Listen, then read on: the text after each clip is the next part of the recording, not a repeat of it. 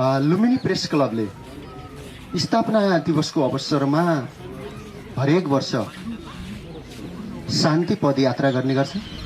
विगतमा हामी भैरुवादेखि लुम्बिनीसम्म शान्ति पदयात्रा गर्थ्यौँ भने यसपटक हामी पर्सा चोकदेखि यहाँ बेबीबुद्धसम्म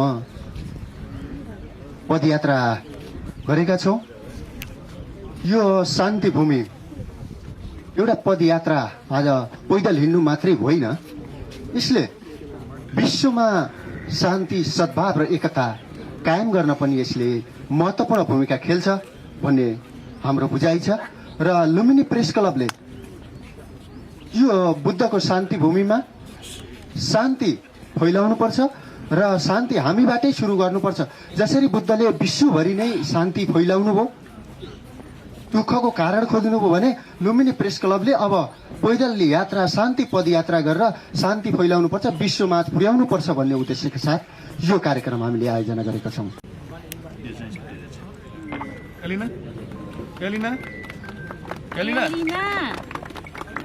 नानी तिमी त्यो काटेर ल्याउ त, त्यो प्लेट ल्याउ त। हामी उले उपस्थिति गर्दै थियौँ। अस्मिता अस्मिता प्लेट निकाल्नु लगायतका विभिन्न क्षेत्रबाट पाल्नुहुने पत्रकार साथीहरू र विशेष गरेर नेपालका विभिन्न क्षेत्रमा पत्रकारिता गर्नुहुने पत्रकार साथीहरू र यसै गरी यस स्थानीय लुम्बिनी सांस्कृतिक नगरपालिकाका विभिन्न सङ्घ संस्थामा आबद्ध रहँदै हरेक धार्मिक सांस्कृतिक गतिविधिमा आबद्ध हुनुहुने प्रतिनिधि तथा सहभागी सम्पूर्ण र लुम्बिनी विकास कोषका पदाधिकारीज्यूहरू र अन्य बौद्ध धर्मावलम्बी तथा बुद्धिजीवी यहाँ यस कार्यक्रममा पाल्नुहुने सम्पूर्ण महानुभावहरूलाई लुम्बिनी सांस्कृतिक नगरपालिकाको तर्फदेखि मेरो व्यक्तिगत तर्फदेखि नमो बुद्धाय टक्राउन चाहन्छु। र भूमिका महत्त्वपूर्ण छ भन्ने एउटा सिम्बोलिक म्यासेज पनि जान्छ होला भन्ने लाग्छ मलाई।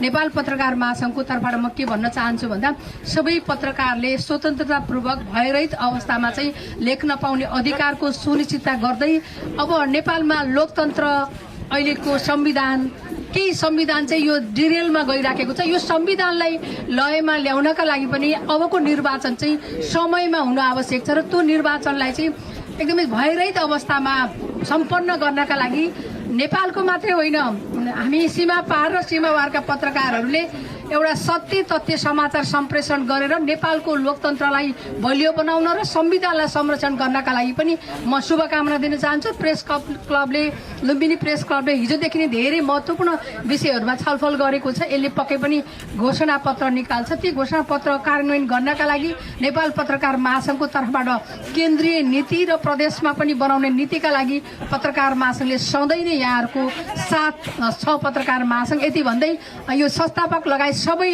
पत्रकारहरूलाई म धेरै बधाई दिन चाहन्छु। प्रमुखज्यू लगायत यहाँ उपस्थित हुनुभएका विशिष्ट महानुभावहरू,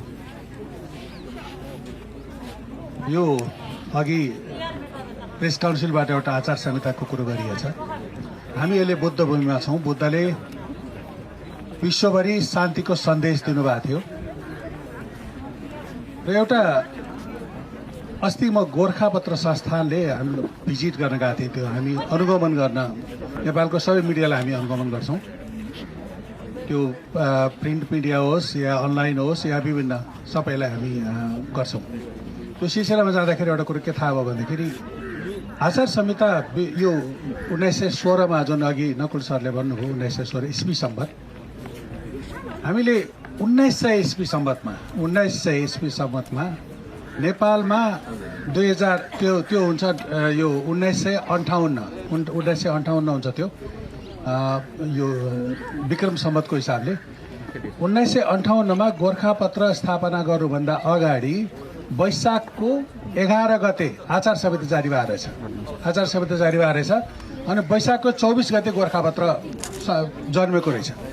गोर्खापत्र जन्मिनुभन्दा अगाडि आचार संहिता जारी गरेर त्यो आचार संहिताको आधारबाट हामीले काम सुरु गरेर रहेछौँ।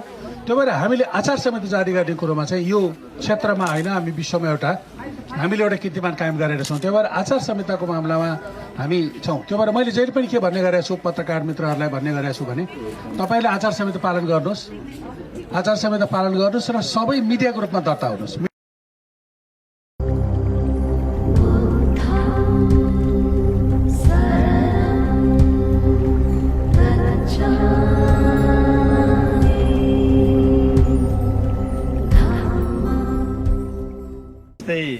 सुरक्षा निकायका मेरा सहकर्मी डिआई साहब, एससी साहबहरू, श्रीमती सङ्घकी अध्यक्षज्यू, नेपाल प्रेस काउन्सिलका अध्यक्षज्यू गइसक्नुभयो, अध्यक्षज्यू, विभिन्न सञ्चार माध्यमबाट पाल्नुभएका स्वदेशी तथा विदेशी छिमेकी मुलुकका सञ्चारकर्मी मित्रहरू, लुम्बिनी विकास कोषका सदस्य सचिवज्यू, लुम्बिनी न्युज फेस्टिभल र 11औं वार्षिकोत्सवमा यहाँहरूले निमन्त्रणा दिई न्यानो सत्कार प्रदान गर्नुभएकोमा म हार्दिक आभार व्यक्त गर्दछु। यो फेस्टिभलले एउटा त फेस्टिभल मनाउने काम गरेछ, अर्को मुख्य रूपमा आफ्ना सहकर्मी छिमेकी देशका साथीहरूलाई पनि बोलाएर एउटा अन्तर्क्रियात्मक कार्यक्रम पनि गर्नुभएको र मूल रूपमा सीमावर्ती क्षेत्रका समस्याहरू, नेपाल भारतका सीमावर्ती क्षेत्रका साझा सरोकारका विषयहरू, पर्यटन विकासका विषयहरूमा जुन घनीभूत छलफल समेत गर्नुभयो, यो चाहिँ अत्यन्त महत्त्वपूर्ण रहेको मैले पाएँ। राज्यको चौथो अङ्गको रूपमा मिडियालाई मानिन्छ र यो सरकारका सबै क्रियाकलापलाई, सार्वजनिक क्षेत्रका सरोकारका विषयहरूलाई उजागर गर्ने काम चाहिँ मिडिया क्षेत्रले, सञ्चार क्षेत्रले गर्छ।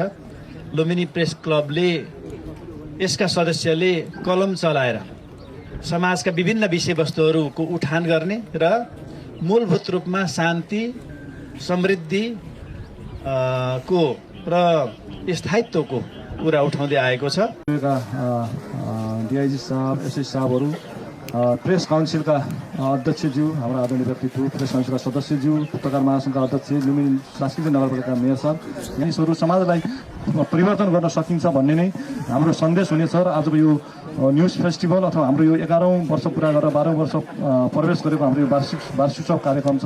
यो कार्यक्रमलाई मैले औपचारिक रूपमा यही समापन भएको घोषणा गर्न चाहन्छु र अतिथिज्यूहरूलाई मैले हाम्रो यो लुम्बिनी बौद्ध विश्वविद्यालयको क्यान्टिनमा खाना छ, त्यहाँ सबैलाई भोजन ग्रहण गर्नको लागि म अनुरोध गर्दै यो कार्यक्रमलाई म पुनः समापनको घोषणा गर्दछु। धन्यवाद।